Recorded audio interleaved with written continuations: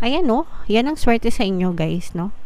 Dadating din yung swerte sa inyo, mga kapiksi. So, kumbaga nakatadhana ka maging maswerte kahit na sabihin natin na for some of you maaring kamalasan yung na-experience nyo ngayon or kakulangan or stagnation, ganyan, nakatadhana ka maging maswerte ka, Pixie. Okay? So, comment nyo lang, no? Swerte ako, I'm lucky, money come to me, palagi ako may pera and palagi akong nagkakapera and nakatadhana akong maging maswerte. So, i-declare nyo na to as truth, mga kapiksi. Maaaring meron kayong water element sa inyong natal chart, pero i-declare nyo na ito swerte sa inyo kasi ito talaga yung mga papasok, ito yung mga susunod kapag nalampasan nyo na itong mga financial losses, financial stagnation.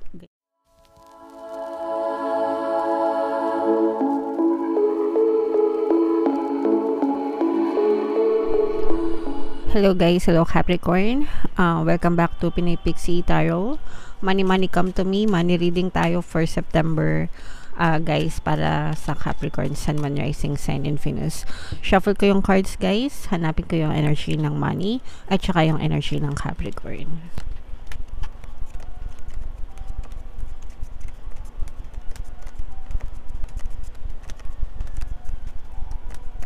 So, ito yung energy ng money, mga kapiksi. Ngayon naman, hanapin natin yung energy ng Capricorn.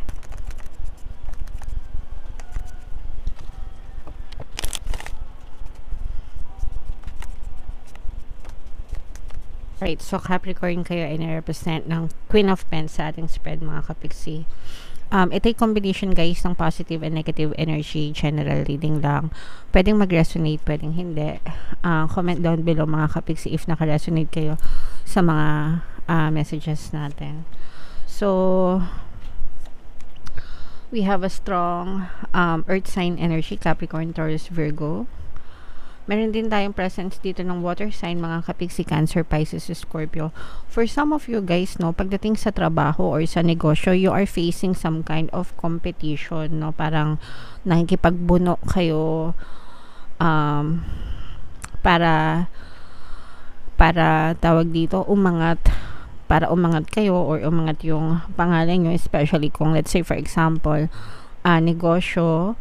I'm sensing na if let's say for example meron kayong business, medyo saturated yung market, no, yung niche market nyo, ibig sabihin maraming kakompetensya, maraming tindahan na ganun din yung mga binibenta, ganyan. Or kung meron naman kayong sari-sari store, parang halos magkakatabi or magkakalapit lang yung mga tindahan sa inyo. And sometimes medyo nanlulumo kayo kapag pinapasok ng yung ibang tindahan pero kayo hindi pinapasok, no?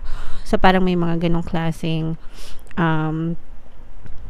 thoughts kayo na parang bakit sila ang dami nilang customer, ang dami nilang kliyente, tapos kayo parang hindi masyado. So competition is part of our culture, society, di ba? Kahit ng mga bata pa tayo, kahit anong kultura actually, no, there's always competition, kahit anong lahi pa yan. But you have to focus on yourself, remain focused sa mga services mo, sa sarili mo, mga kapiksi, to become a better version of yourself or become a better version of your tindahan, of your sales, of your products, ganyan. Huwag kayong mainggit sa ibang tao kung sila ay nananagana or maganda yung mga bentahan nila, kasi kung ano man yung ginagawa nila, deserve nila yun. Huwag nyo silang hilahin pababa, bagkos ma-inspire kayo to do better, no, para maging ganun din kayo kagaya nila. Pero yung iba sa inyo, guys, no, you don't have to worry kasi magkakaroon din ng kasaganaan sa inyo, no? Mananagana din yung sales nyo. Kumbaga parang this is just a phase, temporary phase lang yan, mga kapiksi. Sometimes ganun talaga, nagkakaroon ng stagnation sa finances, pero you just keep moving forward and affirm nyo lang, guys, no? Kaya nga nandyan na sa title natin, money come to me. Okay, money come to me. Palagi ako may pera and palagi ako nagkakapera. I-comment nyo yan sa baba, mga kapiksi, kasi yan lang talaga yung affirmations na ginagamit ko na daily basis, and talagang ang pera is pumapasok at pumapasok sa kahit anong paraan, mga kapiksi. So kayo din, no, subukan nyo yung mga mantra na yan, and dadating din yung time na magiging stable and secure din yung inyong finances. Yung iba sa inyo guys, maaari kayo, ito yung blessing in disguise itong mga pagsubok na to sa mga stagnation nyo sa kaperahan guys. Blessing in disguise to kasi parang tuturuan kayo dito ng leksyon, no? Parang may mga lessons na meant na ituro sa inyo itong mga pinagdadaanan nyo.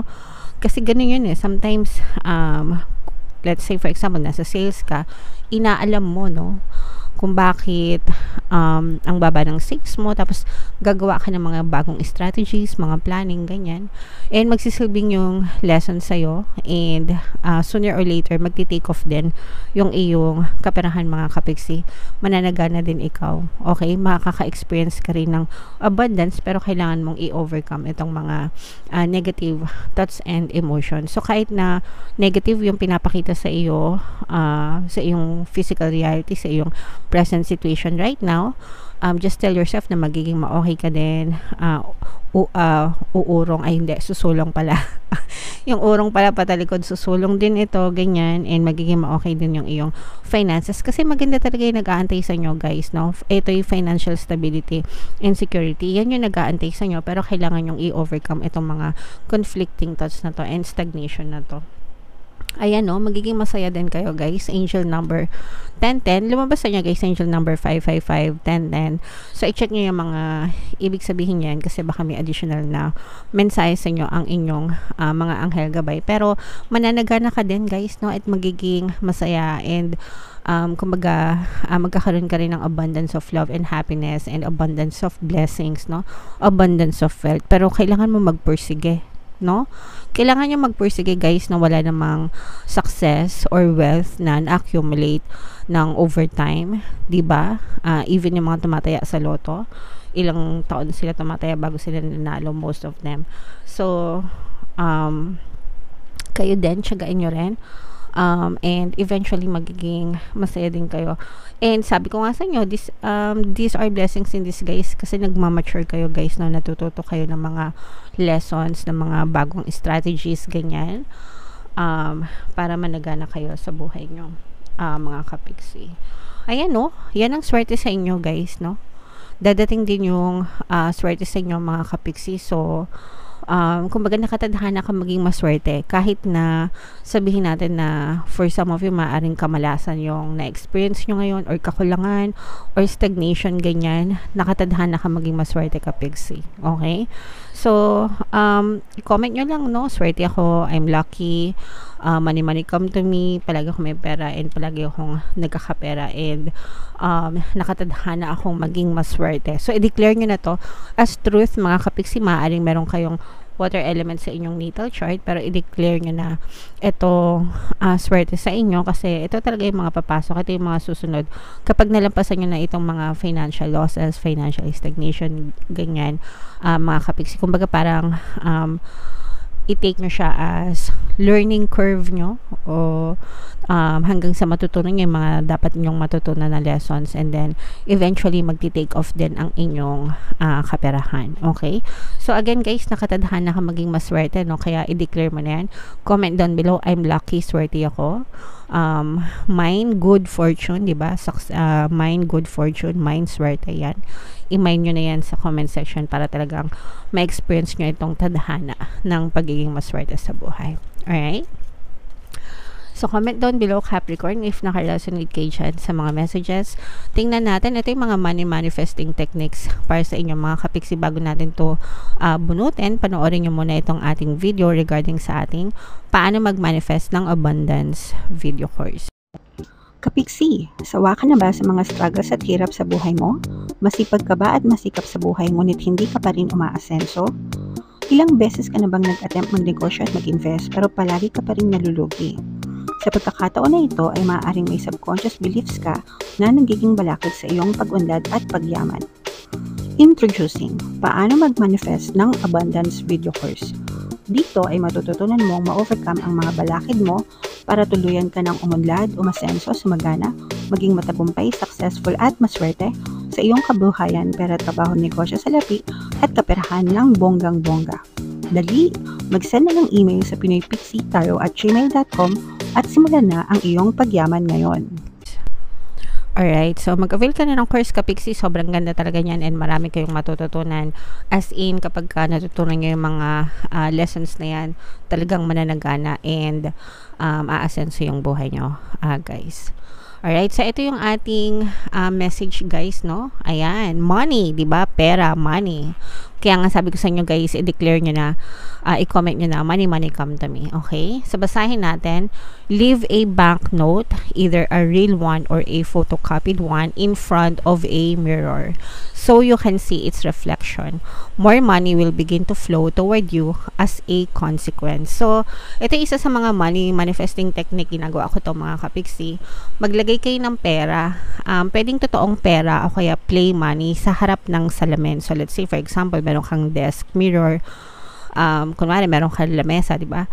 Working space mo, may computer ka, ganyan.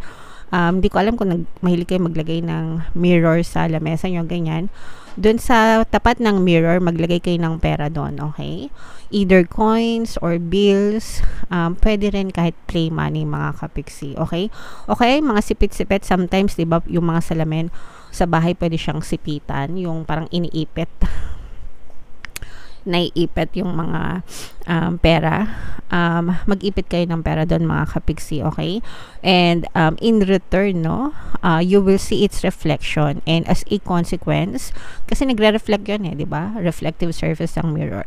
And as a consequence, no, more money will begin to flow toward you mga Kapiksi. Ibig sabihin, mas malaki yung chance na since nagre-reflect siya, you will see money everywhere, or sa mga circumstances mo, as a consequence, maka-experience ka ng maraming pera, okay?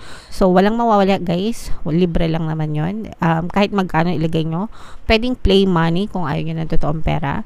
Kung totoong pera, pwede rin, kahit mga maliliit na halaga lang, 20, mas maganda yung mga bills, no, para pwede siyang idikit. Para hindi makupit ng mga anak nyo.